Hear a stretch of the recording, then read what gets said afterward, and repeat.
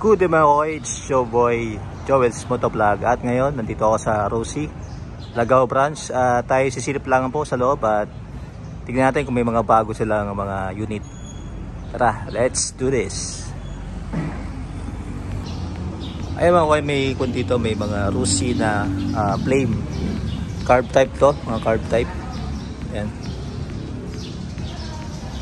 Blue and yellow. At meron din dito 150 na breeze. Ayan. At itong Delta 125. Forma na ito, KRY 200. Ayan. Wow. Ano yung gulong nyo?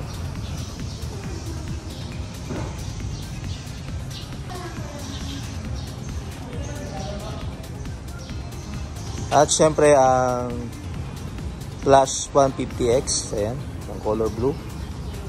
So may dalawang unit dito. Uy, may white color dito na 150X. Wapo.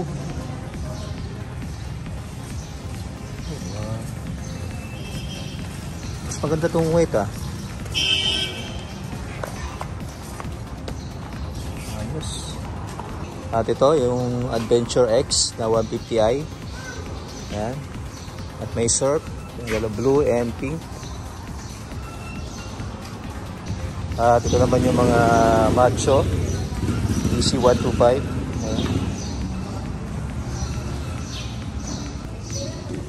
Ayan. At ito naman yung Flex 125i. Ayan, may color white dito. Ganda ng white ah.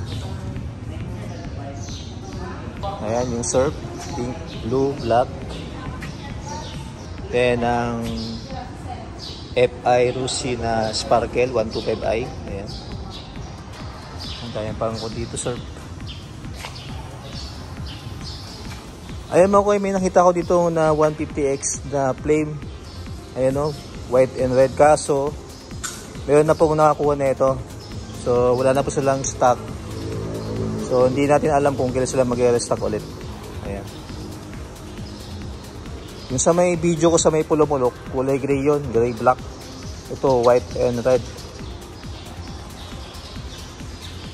White yung fender niya sa harap oh.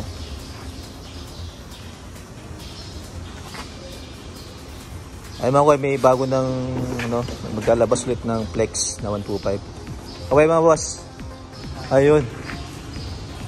At meron pang stock dito ng Rosie Plus 150X. So may dalawa pang blue dito and white.